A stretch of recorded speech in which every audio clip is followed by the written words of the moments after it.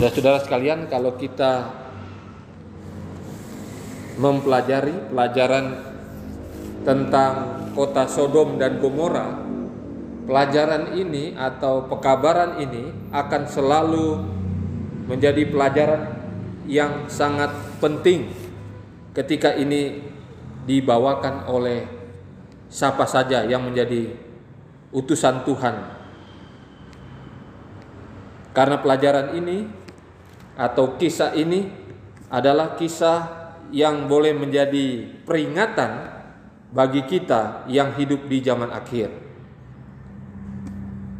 Kita boleh buka di dalam Kejadian pasal yang ke-19. Bagaimana Sodom dan Gomora ini dimusnahkan oleh Tuhan oleh karena kejahatannya yang sangat luar biasa pada saat itu, sehingga penghakiman Tuhan berlangsung kepada kota Sodom dan Gomora. Tentunya di sana adalah orang-orang yang melakukan kejahatan-kejahatan yang sudah tidak bisa ditolerir, sebagaimana yang tercatat dalam Alkitab dan juga di dalam tulisan Roh Nubuat. Kalau kita perhatikan ya, dalam kehidupan siapa saja di dalam generasi ke generasi yang pernah hidup di atas dunia ini, ketika Tuhan akan memberikan penghakiman, penghukuman kepada satu tempat di mana satu kejahatan itu di pandangan Tuhan sudah sangat puncak ya, sudah sangat matang untuk dituai, maka Tuhan akan selalu memberikan pendahuluan. Apa itu pendahuluan? Peringatan, amaran yang Tuhan berikan lewat orang-orang yang Tuhan utus. Apakah itu para nabi, ya, para rasul, atau siapa saja Tuhan akan kirim sebelum tempat itu di mana orang-orang yang sudah berbuat jahat ini sudah melakukan kejahatan yang tidak bisa dibiarkan begitu. Penghukuman Tuhan harus terjadi. Tuhan kirimkan sebelumnya orang-orang yang memberikan amaran terakhir sebelum penghukuman atau penghakiman Tuhan itu berlangsung. Demikianlah di dalam Kejadian pasal 19. Kalau kita lihat ya, ayat yang pertama, kedua malaikat itu tiba di Sodom pada waktu petang. Lot sedang duduk di pintu gerbang Sodom, dan ketika melihat kedua malaikat itu, Lot ini bangun menyongsong malaikat-malaikat itu. Dan kalau kita perhatikan, Lot ini sujud menyembah dengan mukanya sampai ke tanah.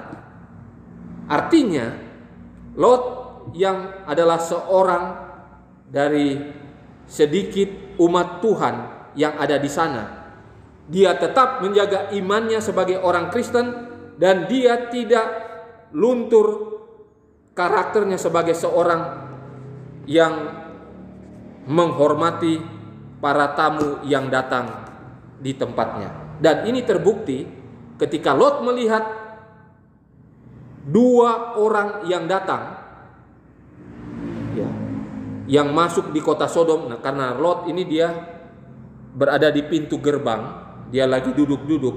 Kalau kita lihat, seorang yang duduk di pintu gerbang adalah seorang hakim, seorang yang dihormati oleh masyarakat di tempat tersebut, sehingga dia berada di pintu gerbang. Jadi orang penting Lot. Pada saat dia melihat kedua tamu yang datang itu, dan sebagai seorang yang beriman, dalam tulisan inspirasi Roh Nubuat katakan dia tahu bahwa yang datang itu bukan orang sembarangan. Ini adalah utusan surga. Sehingga dia bukan cuma menyambut saja begitu, dia sujud menyembah mukanya sampai ke tanah. Karena dia tahu ini utusan surga. Dalam ayat 2 dalam Kejadian pasal 19 dia katakan, Tuan, ya, Tuan, silahkan singgah ke rumah hambamu ini, bermalamlah di sini dan basuhlah kakimu, maka besok pagi tuan-tuan boleh melanjutkan perjalanannya. Jadi Lot dia menyembah karena dia tahu itu bukan orang biasa, utusan surga.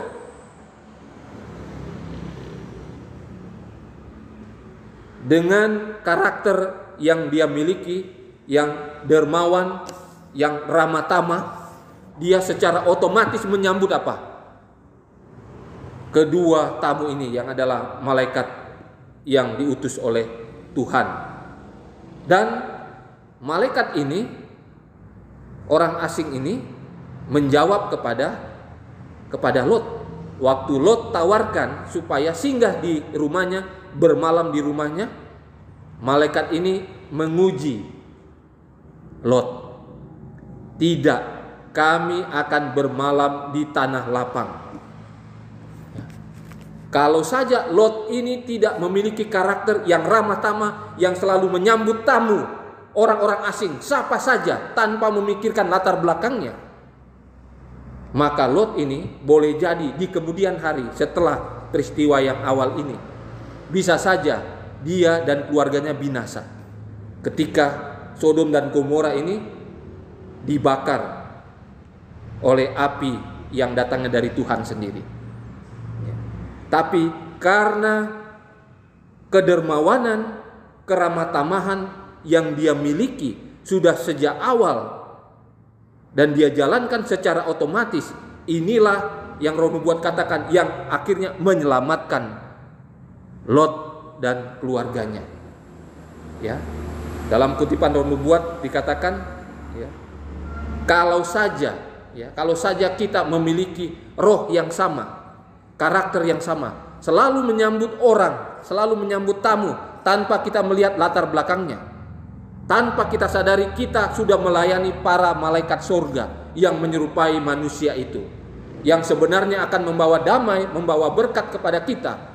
Tapi kalau kita tidak memiliki roh kedermawanan, keramah tamahan, dengan tidak menerima mereka, boleh jadi malapetaka atau kutuk akan terjadi kepada kita. Kalau kita lihat Lot yang memiliki karakter ini menyambut para malaikat itu supaya tinggal di rumahnya, dan malaikat ini juga memberikan ujian lagi dengan mengatakan, oh tidak, kami tidak akan bermalam di rumah kamu, lebih baik kami tinggal di tanah lapang. Ya, Lot ini tahu, ya, kota Sodom, kota Gomora ini sangat berbahaya bagi para tamu asing yang belum dikenal oleh masyarakat saat itu. Muncul saja mereka itu akan dikerjain dalam tanda kutip. Mereka itu akan dilakukan dengan yang tidak senonoh. Lot tahu itu semua, sehingga dia bersikeras ketika malaikat itu menolak untuk tidak tinggal bermalam di rumahnya.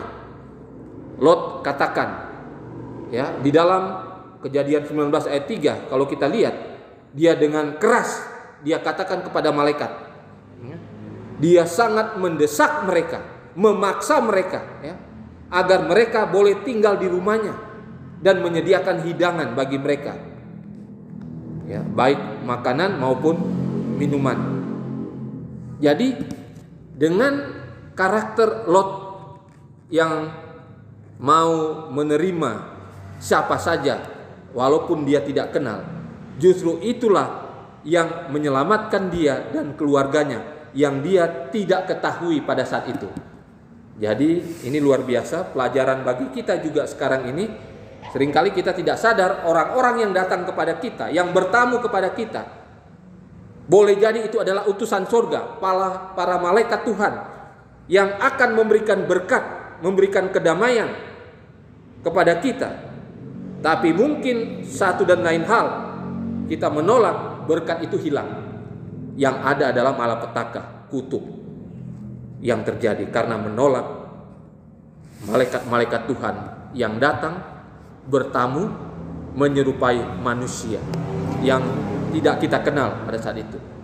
Nah, saudara-saudara, kalau kita lihat di sini, ya, apa yang kita lakukan dalam kehidupan kita sehari-hari itu menentukan nasib kita ke depan. Segala perbuatan sekecil apapun, dalam tulisan Roh Nubuat katakan, menentukan apa jadinya kita ke depan. Perkara sekecil apapun itu boleh jadi itu menjadikan kita besar di kemudian hari di mata Tuhan. Sebesar apapun yang kita lakukan saat ini bisa jadi tidak berarti apa-apa kalau kita lakukan itu tanpa Roh yang menyertai kita. Jadi sebaliknya. Tetapi ketika Roh Tuhan ada pada kita, lalu kita jalankan kehidupan sekecil apapun, itu boleh jadi menjadi berkat besar bagi kita di kemudian hari yang kita tidak ketahui sekarang ini. Nah, berbicara tentang Sodom dan Gomora, ya, kalau kita ikuti pelajaran di dalam Kejadian pasal 19 ini, begitu hebatnya kejahatan yang dilakukan oleh orang-orang tersebut. Terbukti di dalam Kejadian pasal 19 kalau kita perhatikan, ya. Kejadian pasal 19 ayat yang keempat. Tetapi sebelum mereka tidur, ya, jadi setelah malaikat-malaikat yang menyerupai manusia ini datang ke rumah Lot dan mereka akan pergi tidur, ayat 4 katakan, orang-orang lelaki dari kota Sodom itu, dari yang muda sampai yang tua, bahkan seluruh kota, tidak ada yang terkecuali datang mengepung rumah itu. Saudara bayangkan, satu kota ngumpul dari yang paling kecil sampai yang paling tua. Mereka ngumpul dan itu laki-laki datang ke rumah Lot hanya untuk meminta tamu-tamu ini, keluarkan mereka. Kami mau kerjain, kami mau pakai mereka. Alkitab katakan kami mau pakai mereka. Luar biasa kejahatannya. Luar biasa kejahatannya. Dan kalau kita perhatikan, saking hebatnya kejahatan yang dilakukan pada saat itu, di mana laki-laki menyenangi laki-laki di dalam kehidupan mereka, sampai Lot sendiri ketika melihat seluruh kota orang-orang laki-laki dikatakannya, semua laki-laki dari yang paling muda sampai yang paling tua, dibilang tidak terkecuali, artinya semuanya. Begitu hebat kejahatannya. Jadi sebenarnya para malaikat yang diutus ini akan memberikan pekabaran terakhir, amaran terakhir kepada kota Sodom supaya bertobat, sudah kelewatan mereka punya kejahatan. Jadi ada amaran terakhir sebelum kota Sodom ini dibinasakan nantinya. Jadi Tuhan juga dengan kemurahan, dengan kasih-Nya tidak langsung juga memberikan hukuman atau penghakiman pada saat itu kepada kota Sodom. Masih ada kesempatan diberikan kepada orang-orang yang tinggal di kota Sodom. Tetapi saudara-saudara sekalian, sambutan mereka, ya, sambutan mereka justru sebaliknya. Justru mereka mau mencelakai atau membuat para tamu sorga ini yang akan memberikan amaran terakhir, ya, dalam tulisan Roh Nubuat katakan, kalau saja orang-orang di kota Sodom ini pada saat malam yang terakhir sebelum mereka akhirnya dibinasakan dengan api yang datangnya dari Tuhan, mereka bertobat pada saat itu, maka Tuhan akan tidak membuat murkanya terjadi pada saat itu dengan memberikan api yang membakar kota Sodom itu. Kalau saja orang-orang itu bertobat, tidak melakukan kejahatan, mereka akan diampuni dan kota Sodom tidak akan dibakar, ya. Tetapi sebaliknya, para malaikat yang tinggal di rumahnya Lot justru menjadi sasaran semua laki-laki dari yang muda sampai yang tua, tidak terkecuali, datang mengepung rumah Lot ini.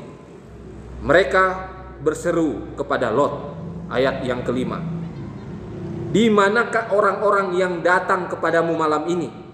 Bawalah mereka keluar kepada kami supaya kami pakai mereka. Saudara-saudara, begitu hebatnya kejahatan yang ada di sana, ketika serombongan orang laki-laki dari yang muda sampai yang tua datang ke rumah Lot, meminta Lot supaya keluarkan kedua tamu yang ada itu karena mereka mau pakai katanya. Ya. Saking ngerinya Lot, dia lupa apa yang dia mau lakukan. Dia katakan ayat yang ke-7. Ini Lot katakan sebagai reaksi untuk membela tamu-tamunya. Saudara-saudaraku, janganlah kiranya berbuat jahat. Kamu kan tahu, aku ini, kata Lot, ngomong kepada orang-orang yang akan berniat jahat. Lot katakan, aku kan punya 2 orang anak perempuan, belum pernah dijamah laki-laki. Nah, kalau kalian mau, saya berikan kedua anak perempuan ini perawan kepada laki-laki yang mau memakai tamu-tamu surga itu yang ada di rumah Lot. Saking ketakutannya Lot, sampai dia apa? Menawarkan anaknya. Dan ini sebenarnya adalah suatu kejahatan juga. Ya.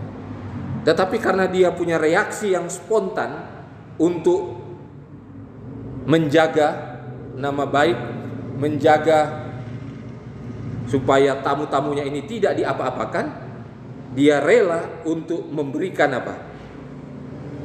Kedua anak perempuannya ini kepada tamu-tamunya, kepada orang-orang yang berkumpul dari kota Sodom itu, laki-laki. Dan mereka tidak mau. Artinya apa? Kejahatan yang terjadi di kota Sodom itu sangat luar biasa. Saudara-saudara, kalau saudara menyelidiki di kota Sodom lewat penemuan arkeologi, ya, penemuan arkeologi didapatkan di sana masih ada tulang, ya. Tulang-tulang organ manusia, ya, berbentuk tulang mulai dari tengkorak, kepala, seterusnya didapatkan. Sementara apa? Jadi menempel begitu, didapatkan di sana. Dan itu adalah laki-laki dengan laki-laki.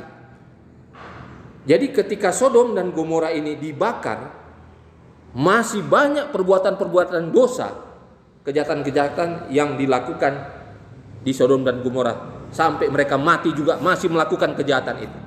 Didapatkan demikian, begitu hebatnya kejahatan itu.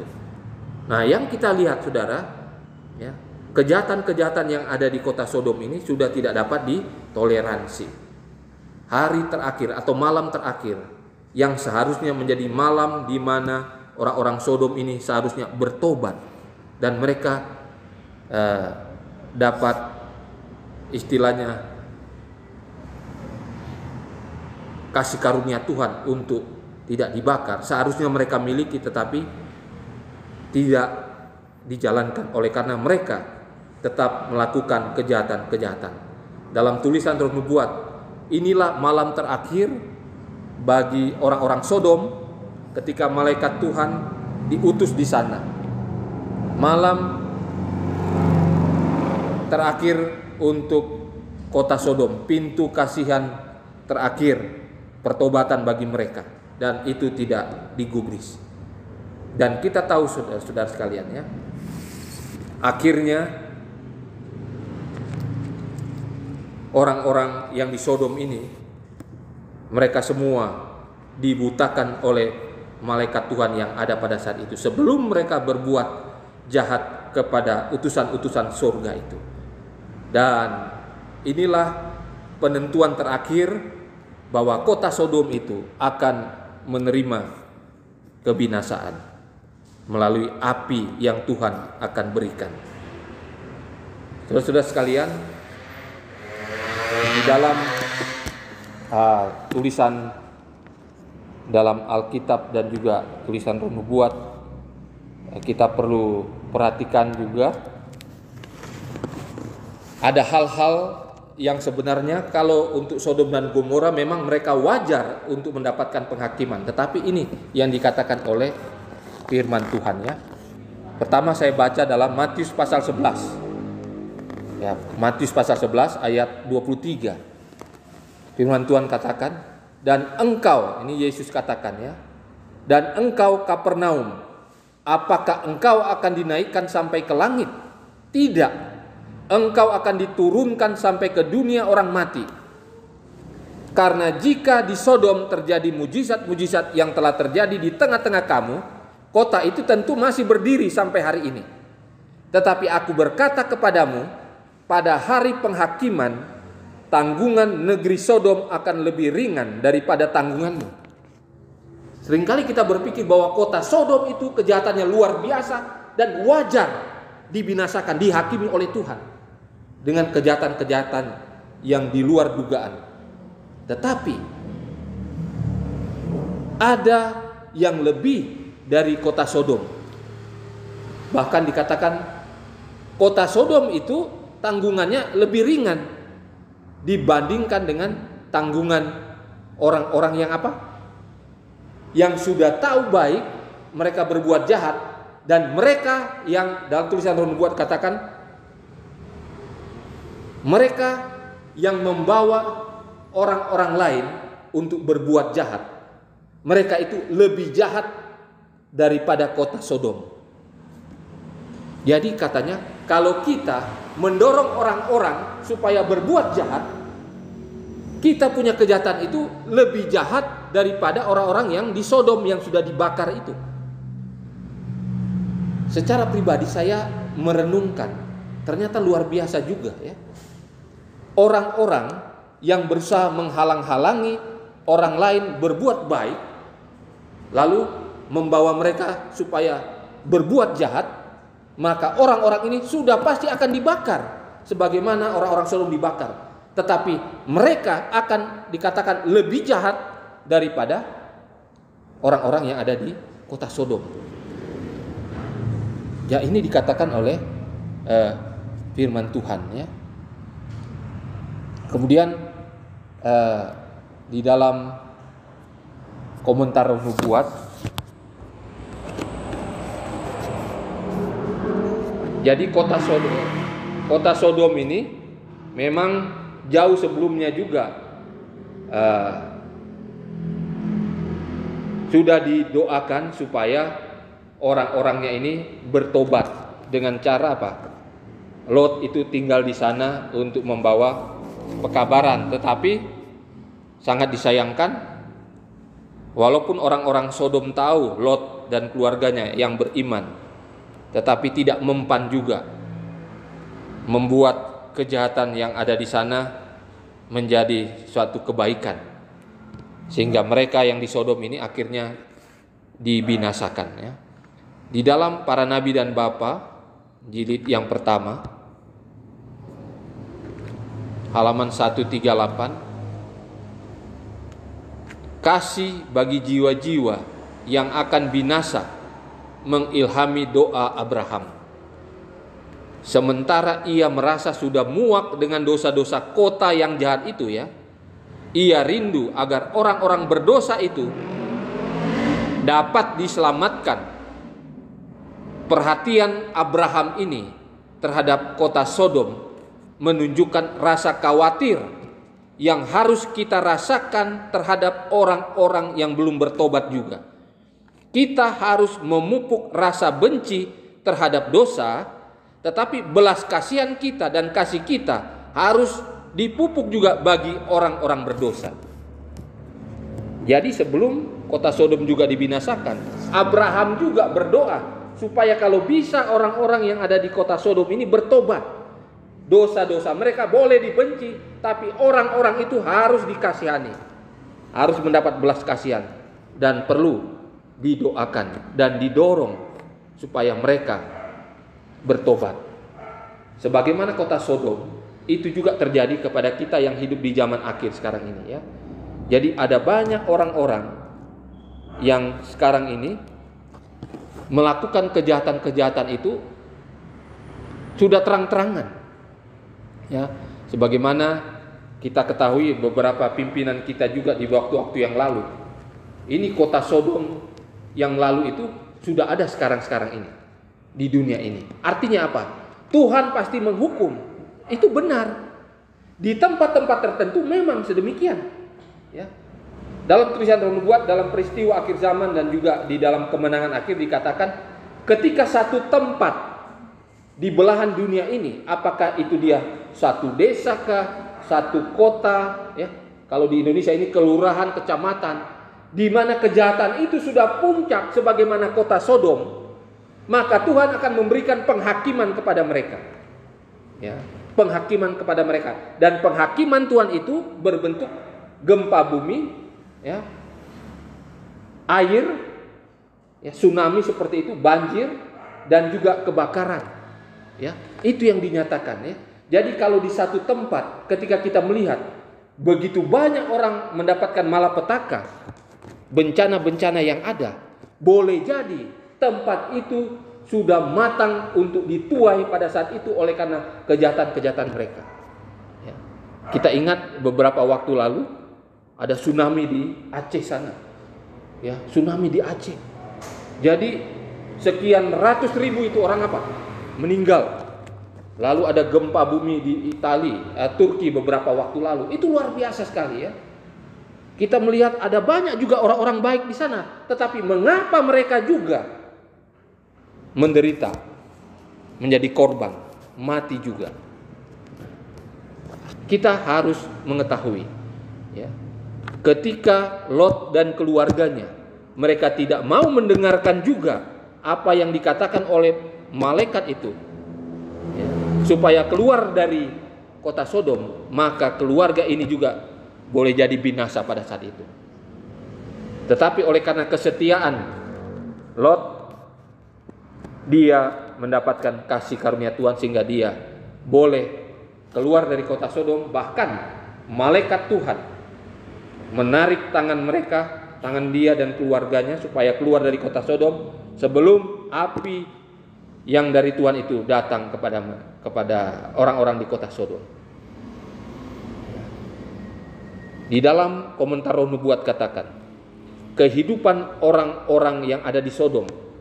Jadi kita mau aplikasikan sekarang ini. Kira-kira sekarang ini secara menyeluruh di dunia ini, orang-orang sudah sama dengan kota Sodom, atau cuma kota-kota tertentu atau negara-negara tertentu saja yang kita lihat sudah sama dengan kota Sodom. Ini kutipan Roh Nubuat. Kehidupan orang-orang di kota Sodom sia-sia dan malas telah menjadikan mereka sebagai mangsa penggodaan setan, dan mereka telah menodai peta Allah itu, serta mereka telah lebih menyerupai iblis daripada sesuatu yang bersifat ilahi. Saudara perhatikan kota Sodom, ya. Mereka itu hidupnya kepelesiran, sia-sia, malas. Dan ini telah membawa mereka kepada penggodaan setan. Mereka menodai peta Allah itu. Bukan cuma itu dikatakan, mereka telah lebih menyerupai iblis. Wah, luar biasa sekali, daripada sesuatu yang bersifat ilahi. Dan inilah yang menyebabkan kota Sodom itu dibakar orang-orangnya. Kemudian lebih lanjut, komentar Nubuat katakan dalam Para Nabi dan Bapa, kemalasan adalah kutuk yang terbesar yang dapat terjadi ke atas diri manusia. Karena apa? Karena kejahatan dan kekejaman akan mengikutinya. Jadi saudara, hati-hati malas. Kemalasan adalah kutuk yang terbesar. Ada contoh di kota Sodom. Karena mewah hidupnya, segala-galanya ada, jadi malas, berpangku tangan, diam-diam saja. Dan mereka tergoda dengan upaya-upaya setan yang lebih jahat lagi. Dan akhirnya mereka dikatakan menyerupai iblis daripada manusia yang normal. Karena kemalasan ini. Sekali lagi, kemalasan adalah kutuk yang terbesar yang dapat terjadi ke atas diri manusia. Karena apa? Karena kejahatan dan kekejaman akan mengikutinya. Jadi luar biasa kemalasan ini.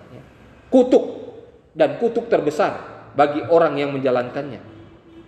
Karena kejahatan-kejahatan, kekejaman akan mengikuti orang tersebut. Dan ini melemahkan pikiran. Jadi orang yang malas pikirannya lemah. Kemudian dikatakan orang yang malas juga merusak pengertian dan menjadikan orang itu merosot jiwanya. Dan di balik ini semua adalah setan. Setan berada di tempat yang tersembunyi dengan kemalasan ini, siap untuk membinasakan mereka yang tidak waspada, yang waktu luangnya memberikan kepada setan kesempatan untuk menutupi dirinya di bawah jubah yang menarik. Ia tidak pernah lebih berhasil selain daripada apabila ia datang kepada manusia di saat-saat sedang dalam keadaan malas. Ya. Jadi saudara, ini malas luar biasa. Ya. Dan itu terjadi sekarang ini ya, sudah banyak. Mungkin dari kita sendiri pernah mengalaminya atau sering mengalaminya, kemalasan itu. Kutipan yang paling bawah tadi saudara katakan ya, setan dia tidak pernah lebih berhasil dalam pekerjaannya, dalam misinya membawa manusia ini kepada kebinasaan dengan menggunakan orang-orang yang malas. Jadi ternyata orang-orang malas ini adalah agen-agen setan yang setan gunakan. Apakah dia umat Tuhan, mengaku umat Tuhan, ataupun bukan umat Tuhan, semua orang-orang yang malas ini adalah agen-agen setan yang dikatakan dia akan berhasil menggunakan orang-orang ini di dalam menjalankan misinya untuk membawa manusia binasa. Jadi hati-hati juga masalah kemalasan ini. Nah, saudara-saudara sekalian, kita tahu kita berada di zaman akhir. Zaman akhir. Kita perlu memupuk kedermawanan, keramah tamahan, sekaligus kita tidak bermalas-malasan. Karena semua ini adalah semangat atau roh yang ada di kota Sodom pada saat itu, sebelum mereka dibakar, dibinasakan. Dan roh kemalasan ini ya, kemudian tidak menyambut para tamu ya, tidak ada kedermawanan atau keramah tamahan. Boleh jadi ini membahayakan bagi kita sekarang ini. Tadi di awal-awal saya sudah sempat memberikan kutipan roh nubuat, tetapi inilah yang tertulis dalam kutipan roh nubuat sehubungan dengan keramah tamahan, kedermawanan dari Lot ini ya. Dalam Para Nabi dan Bapak jilid 1 halaman 158 dikatakan banyak rumah tangga dengan menutup pintu terhadap seorang asing telah menolak pesuruh Allah yang sebenarnya dapat membawa berkat, pengharapan dan damai. Lalu dikatakan, setiap tindakan dalam hidup bagaimanapun kecilnya akan memberikan pengaruh untuk kebaikan atau kejahatan. Kesetiaan atau kelalaian terhadap tugas yang nampaknya paling kecil sekalipun dapat membukakan pintu kepada berkat-berkat yang limpah atau malapetaka yang hebat dalam hidup kita. Adalah perkara-perkara yang kecil yang menguji tabiat kita. Kita perlu untuk memupuk hal-hal yang kecil, yang baik dan benar yang kita jalankan setiap hari. Karena itu akan berdampak besar di kemudian hari yang kita tidak tahu sekarang ini. Hal-hal yang kecil yang merupakan roh surga, roh kedermawanan yang mudah menerima orang tanpa menanyakan latar belakangnya. Boleh jadi itu akan membawa kita kepada berkat yang besar, damai, pengharapan yang Tuhan akan berikan. Karena tanpa kita sadari, kita boleh jadi melayani para pesuruh Tuhan yang datang menyerupai manusia. Dan perkara-perkara kecil yang biasa kita lakukan sekarang ini sebenarnya menguji tabiat kita. Apakah kita layak untuk kerajaan surga atau tidak. Setiap tindakan dalam hidup kita, saudara-saudara, sekecil apapun, pasti akan mempengaruhi kita dan mempengaruhi lingkungan kita untuk kebaikan yang akan terjadi ataupun kejahatan. Semuanya tergantung dengan perkara yang kita lakukan sekecil apapun dalam perbuatan kita sehari-hari. Kemudian sebagai kutipan yang terakhir, dalam Para Nabi dan Bapa halaman 159, adalah perbuatan sehari-hari yang tulus, yang penuh penyangkalan diri, dan dilaksanakan dengan hati yang senang, sukarela, yang disukai oleh Tuhan, oleh Allah. Janganlah hendaknya kita hidup bagi diri kita sendiri, tapi juga bagi orang lain.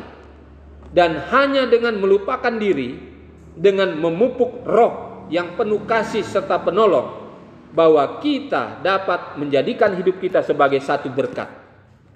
Perhatian yang sedikit, sopan santun yang sederhana, dan dalam hal yang remeh, yang kecil, yang memberikan pengaruh yang besar terhadap kebahagiaan hidup dan sebaliknya. Mengabaikan hal-hal tersebut akan memberikan pengaruh yang besar pula terhadap penderitaan manusia. Saudara-saudara sekalian,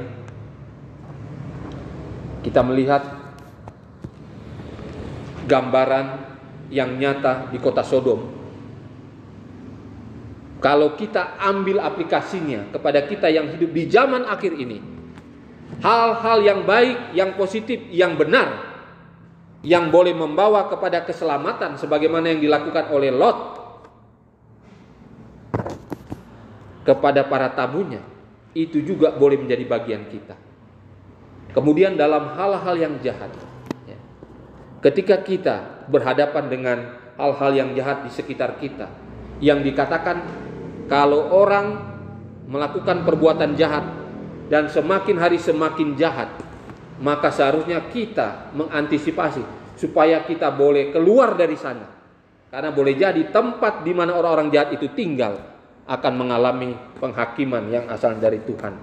Dan ketika kita berlenga-lenga, berlambat-lambat untuk hal itu, boleh jadi kita akan menerima penghakiman dari Tuhan. Bukan karena kita telah berbuat jahat, tetapi kita tidak menurut, tidak mengantisipasi apa yang Tuhan sudah berikan kepada kita. Tidak heran di beberapa tempat ketika penghakiman itu datang, tsunami datang, kebakaran datang, ada banyak juga orang-orang baik yang binasa.